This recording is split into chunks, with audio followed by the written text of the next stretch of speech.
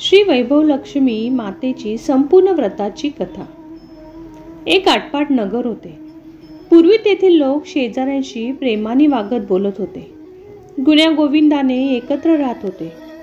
पण आता काळ बदलला होता, त्यामुळे नामस्मरण, भजन, कीर्तन, परोपकार, माया, ममता, सेवा या सत्प्रवृत्तीच्या लयाला जाऊन चोरी, दरोडा, जुगार, सट्टा, मद्यपान, व्याभिचार अशा वाईट गोष्टीच वाढल्या होत्या। अर्थात सर्वच माणसे काही दुराचारी नव्हती।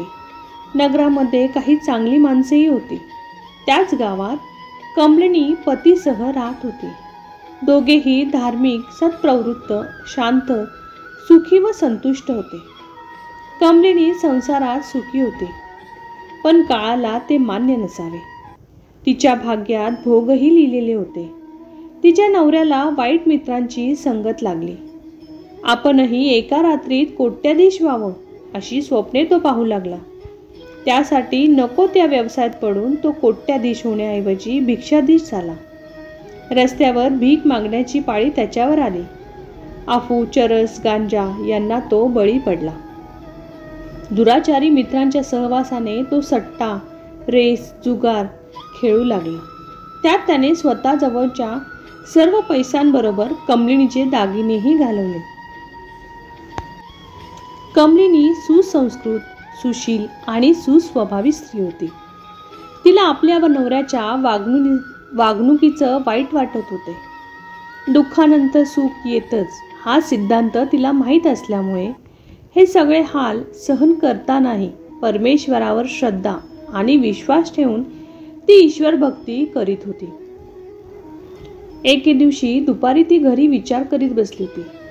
त्यावेळी तिच्या दारी एक अतिथी आले। दारिद्र्य व दुःखाने ओतप्रोत भरलेल्या आपल्या घरात कोण आले असेल बरे, असा प्रश्न तिच्या मनात आला। पण घरी आलेल्या अतिथीस किमान चहा पाणी तरी द्यावे हे संस्कार बालपणी तिच्यावर ठसले असल्याने ती अतिथींच्या स्वागतास उठली। ती पाणी घेऊन अतिथीला देण्यासाठी दरवाजात आली। अतिथी म्हणजे एक वयोवृद्ध होती, पण तिचा चेहरा तेजाने तळपत होता। डोळ्यातून अमृत तर चेहऱ्यावर प्रेम ओसांडून वाहत होते। माता भेटल्याचा एक अतीव आनंद कमलिनीला झाला। कमलिनी मातेला ओळखत नव्हती, तरी देखील त्या मातेला पाहताच तिला प्रसन्न वाटले। तिने मातेचे स्वागत करून तिला घरात घेतले। घरातील मोडका पाट तिने मातेला बसायला दिला। मातेने कमलिनीला विचारले, मला ओळखलेस का? कमलिनी संकोचली। ती म्हणाली, माते, मी तुला ओळखले नाही, परंतु तुला पाहून मला खूप आनंद झालाय। मन शांत झालं आहे। गेल्या काही दिवसांपासून असलेल्या साऱ्या चिंतातून मुक्त झाल्यासारखं वाटतं आहे। तू आलीस आणि मला फार मोठा आधार लाभल्यासारखं वाटू लागले। माता हसली, मग म्हणाली, तू मला विसरलीस की काय? लक्ष्मी मातेच्या मंदिरात दर शुक्रवारी होणाऱ्या भजनाला आपली भेट होत असते, आठवत नाही का तुला? नवऱ्याच्या दुराचारी वर्तनामुळे कमलिनी खचली होती। बाहेरच्या लोकांना तोंड दाखवायची तिला लाज वाटायची, म्हणून तिने गेले काही दिवसांपासून मंदिरात जाणेही बंद केले होते। मातेने जरी सांगितले असले तरी तिला काही या मातेला मंदिरात पाहिल्याचे आठवत नव्हते। तिची संभ्रमित मुद्रा पाहून माताच पुढे म्हणाली, तू लक्ष्मी मातेच्या मंदिरात नेहमी सुंदर भजन म्हणतेस, पण अलीकडे तू मला दिसलीच नाही, म्हणून तुला शोधत शोधत मी इथे आले। मला वाटलं की तू आजारी असल्यामुळे येत नशील। कशी आहेस तू? आईच्या मायेने प्रेमळपणे विचारपूस केल्यामुळे कमलिनीचे मन हेलावले। नकळत तिच्या डोळ्यातून अश्रू ओघळले। मातेने ते पाहिले। तिच्याजवळ जाऊन तिच्या पाठीवरून ममतेने हात फिरवीत माता तिला म्हणाली, बाळ, सुख व दुःख हा ऊन सावलीचा खेळ आहे। सुखानंतर दुःख आणि दुःखानंतर सुख हे जीवनाचे कालचक्र ठरलेले आहे। पण दुःखात बिलगून धीर सोडू नये। तुझे दुःख मला सांग, मन मोकळे केल्याने दुःख हलके होईल। शक्य असेल तर एखादा उपाय मी सुचवेन। मातेच्या बोलण्याने तिला बराच धीर आला. ती मातेला म्हणाली, माते, पूर्वी माझ्या संसारात आनंद आणि सुख होते. माझे पती सुशील आणि सुस्वभावी असल्याने देवाची सेवा आम्ही कधीच विसरलो नाही. देवकृपेने आम्ही सुखी, समाधानी आणि श्रीमंत होतो. परंतु अचानक आमचे नशीब फिरले. आमच्यावर देवाचा कोप झाला. माझे पती कुविचारी मित्रांच्या नादाने व्यसनाधीश झाले. पर्यायाने आमचा सर्वनाश झाला. आम्ही भिकारी झालो ग. माता म्हणाली, असं होय, समजलं मला तुझे दुःख. तुला मी अगोदरच सांगितले ना, सुख व दुःख एकमेकांवर अवलंबून असतात. प्रत्येकाच्या कर्माची गती ही वेगवेगळी असते. तू धीर सोडू नकोस. लक्ष्मी मातेचे व्रत कर. लक्ष्मी माता प्रेम, दया, करुणा, कृपा यांचा अवतार आहे. ती भक्तांच्या दुःखाचे निवारण करते. तिचे व्रत केले तर चांगलेच होईल. मातेचे बोलणे ऐकून कमलीचा चेहरा खुलला. ती म्हणाली, माते, हे व्रत करण्याची मला मनापासून इच्छा आहे. तरी तू कृपा करून हे व्रत कसे करावे ते मला सांग. कमलिनीच्या या बोलण्यामुळे मातेलाही खूप आनंद झाला. ती म्हणाली, या व्रताला वरदलक्ष्मी व्रत तसेच श्री वैभव लक्ष्मी मातेचे संपूर्ण व्रत असेही म्हणतात. मनापासून हे व्रत करणाऱ्यांच्या सर्व इच्छा, अपेक्षा पूर्ण होतात. संतती, संपत्ती व सुख समाधान लाभते. हे व्रत अगदी सोपे आहे. हे व्रत चुकीच्या पद्धतीने करणाऱ्या लोकांना व्रताचे फळ मिळत नाही. व्रताचे फळ मिळण्यासाठी ते नेहमी शास्त्रशुद्ध आणि विधीपूर्वकच करावे लागते. सोन्याच्या दागिन्यांची पूजा विधीपूर्वक करावी लागते. नुसते दागिन्यांना हळद कुंकू लावल्याने जर कोट्याधीश होता आले असते तर साऱ्यांनीच हळद कुंकू समर्पणाचा मार्ग धरला असता. हे व्रत प्रत्येक शुक्रवारी करावे. व्रत करणाऱ्याने सकाळी उठून स्नान करावे, स्वच्छ कपडे घालावे. स्नानानंतर अंथरूण, पादत्राणे, झाडू इत्यादी वस्तूंना स्पर्श करू नये. कोणाची निंदा करू नये. मनामध्ये जय श्री वैभव लक्ष्मी माता असा सतत जप करत राहावा. खोटे बोलू नये. सायंकाळी दिवाबत्ती करावी. देवापुढे नंदादीप लावावा. हातपाय स्वच्छ धुवून एका पाटावर पूर्वेकडे तोंड करून बसावे. आपल्यासमोर आणखी एक स्वच्छ पाट ठेवावा. त्या पाटावर नवा कोरा लाल रुमाल अंथरावा. रुमालावर तांदळाची छोटीशी रास काढावी. त्या राशीवर तांब्याचा गडवा पाण्याने भरून ठेवावा. गडव्यावर एका वाटीमध्ये थोडे तांदूळ घालून सोन्याचा एखादा दागिना ठेवावा. तो दागिना नसेल तर चांदीचा दागिना किंवा वस्तू ठेवावी. चांदीचीही एखादी वस्तू नसेल तर 1 रुपयाचे नाणे ठेवावे. त्यानंतर उदबत्ती व निरांजन लावावे. वैभवलक्ष्मी माता ही श्रीयंत्राने सिद्ध होते. म्हणून श्री वैभवलक्ष्मी मातेचे संपूर्ण व्रत करताना प्रथम श्रीयंत्राचे आणि मातेच्या विविध स्वरूपातील फोटोंचे मनोभावे दर्शन घ्यावे. त्यानंतर हात जोडून लक्ष्मी मातेचे स्तवनपर श्लोक म्हणावे. वाटीतील दागिन्यांची हळद कुंकू लावून लाल फुले वाहून पूजा करावी. घरात गोड पदार्थ बनवून तो प्रसाद म्हणून ठेवावा. गोड पदार्थ बनविला नसेल तर साखर, गूळ, खडी साखर यांपैकी काहीही चालते. नंतर आरती करावी. आरतीनंतर 11 वेळा मनपूर्वक जय श्री लक्ष्मी माता असा जप करावा. त्यानंतर आलेल्या भक्तांना प्रसाद वाटावा. वाटीतील दागिना अथवा रुपया काढून घ्यावा.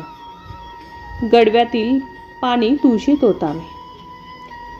विधीत वापरलेले तांदूळ पक्ष्यांना टाकावेत. मातेचे व्रत अशा शास्त्रशुद्ध पद्धतीने केल्यास निश्चित यश मिळते.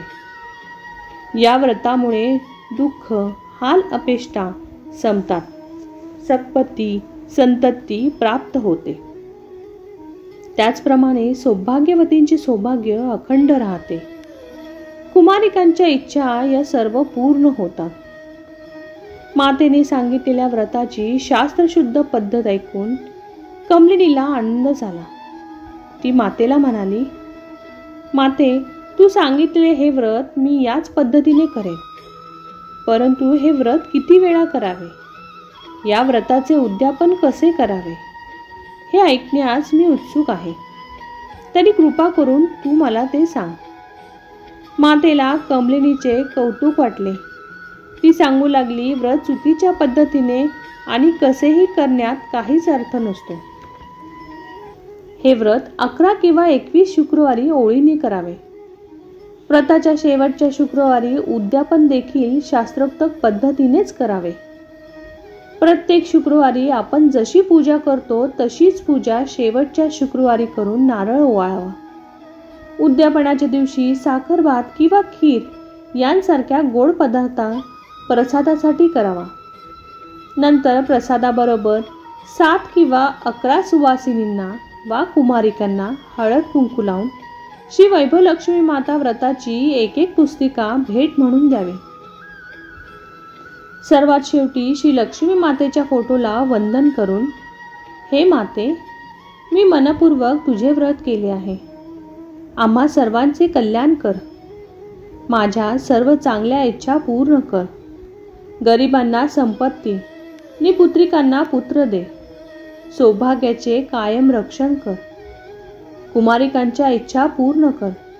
हे व्रत करणाऱ्या सर्वांना सुखी व समाधानी ठेव, अशी मनोभावे प्रार्थना करावी. त्यानंतर पुन्हा एकदा मातेच्या धनलक्ष्मी स्वरूपाला श्रद्धापूर्वक नमस्कार करून मातेचा आशीर्वाद घ्यावा. मातेच्या तोंडून लक्ष्मी मातेच्या व्रताची कथा ऐकल्यानंतर क्षणभर कमलिनीने आपले डोळे मिटले आणि मनामध्ये मातेने सांगितल्याप्रमाणे मी लक्ष्मी मातेचे शास्त्रोक्त पद्धतीने 21 शुक्रवार व्रत आणि यथासांग उद्यापनही करेन, असा तिने निश्चय केला. या निश्चयानंतर तिने जेव्हा डोळे उघडले तेव्हा समोर माता नव्हती. तिला आश्चर्य वाटले. तिने आजूबाजूला शोध घेतला, पण तिला काही माता दिसली नाही. त्यामुळे ती माता खरोखरच लक्ष्मी माताच होती याबद्दल कमलिनीची खात्री झाली. कमलिनीने स्वतः लक्ष्मी मातेची भक्त असल्यामुळे अडचणीच्या प्रसंगी तिला मार्ग दाखवायला माता समक्ष आली होती. 2 दिवसानंतर शुक्रवार आला. कमलिनी सकाळी लवकर उठली, आंघोळ केली. मग तिने शास्त्रशुद्ध अंतकरणाने जय श्री लक्ष्मी माता असा जप सुरू केला. तिने दिवसभर कोणाविषयी अपशब्द उच्चारला नाही. सूर्यास्तासमयी दिवे लागणीवेळी तिने पुन्हा एकदा हातपाय तोंड स्वच्छ धुतले. त्यानंतर ती पूर्वेकडे तोंड करून बसली. घरात कोणताच दागिना शिल्लक नसल्यामुळे 1 रुपयाचे नाणे धुवून तिने वाटीत ठेवले. समोर एक पाट ठेवला, त्यावर रुमाल अंथरला. रुमालावर तांदळाची छोटीशी रास केली. त्यावर पाण्याचा गडवा ठेवला. गडव्यावर तांदूळ व 1 रुपयाचे नाणे घातलेली वाटी ठेवली. मातेने सांगितल्याप्रमाणे श्री लक्ष्मी मातेचे व्रत केले. घरातील गुळाचा खडा प्रसाद म्हणून ठेवला. नवरा घरी आल्यानंतर तिने हा प्रसाद त्याला दिला. ताबडतोब त्याच्या स्वभावात फरक पडला. त्या दिवसापासून लगेच त्याने कमलिनीला मारहाण करण्याचे थांबविले. तो पूर्वतः तिच्याशी प्रेमाने बोलू लागला. यामुळे तिला अत्यानंद झाला. श्रद्धेबरोबर शुद्ध भक्तिभावाने कमलिनीने लक्ष्मी मातेचे हे व्रत 21 शुक्रवारपर्यंत केले. शेवटच्या 21व्या शुक्रवारी मातेने सांगितल्याप्रमाणे उद्यापन केले. त्या प्रसंगी प्रसादाबरोबर 7 सुवासिनींना तिने लक्ष्मी मातेची संपूर्ण व्रताची एक पुस्तिका भेट दिली. त्यानंतर धनलक्ष्मी स्वरूपातील मातेच्या फोटोला वंदन केले आणि मनोभावे म्हटली, हे लक्ष्मी माते, मी तुझे व्रत भक्तिभावाने पूर्ण केले आहे. आता तू आम्हा सर्वांचे कल्याण कर. माझ्या सर्व चांगल्या इच्छा पूर्ण कर. गरिबांना संपत्ती आणि निपुत्रिकांना संतती दे. सौभाग्यवतीचे सौभाग्य अखंड ठेव. कुमारिकांच्या इच्छा तू पूर्ण कर. तुझे व्रत करणाऱ्यांना सर्वांना सुखी ठेव. आम्हा सर्वांना सत्वशील बनव, अशी तिने मनपूर्वक प्रार्थना केली. या प्रार्थनेनंतर तिने परत एकदा धनलक्ष्मी मातेला वंदन करून तिचा फोटो आपल्या डोळ्यांना लावला. अशा शास्त्रशुद्ध पद्धतीने कमलिनीने व्रत केल्यामुळे तिला ताबडतोब त्याचे फळ मिळाले. तिच्या नवऱ्याच्या वर्तनात बदल झाला. कुविचारी मित्रांची संगत त्याने सोडली. त्याच्या राहण्यात, वागण्यात, बोलण्यात फरक पडला. तो सुधारला. पुन्हा पहिल्यासारखा भरपूर कामधंदा करू लागला. त्याला अपेक्षेपेक्षाही अधिक पैसा मिळू लागला. तो कमलिनीचे गहाण ठेवलेले दागिनेही सोडू शकला. या व्रतामुळे त्याच्या घरात पूर्वीसारखे सुख, समाधान, शांती निर्माण झाले. कमलिनीचे दारिद्र्य गेले. तिचा नवरा सुधारला. शांती निर्माण झाली. गेलेले वैभव ती परत मिळवू शकली. हे तिच्या शेजारी पाजारी राहणाऱ्या स्त्रियांनी पाहिले होते. त्यांनीही हे व्रत करण्याची इच्छा कमलिनीला सांगितली. कमलिनीनेही हे सर्व व्रतविधी सांगितले. व्रत समजावून घेऊन त्यांनीही हे व्रत सुरू केले. हे लक्ष्मी माते, सर्वांना कमलिनीप्रमाणे फळ दे. सर्वांच्या इच्छा पूर्ण कर. तुझा त्रिवार जय जयकार असो. श्री वैभव लक्ष्मी माता की जय.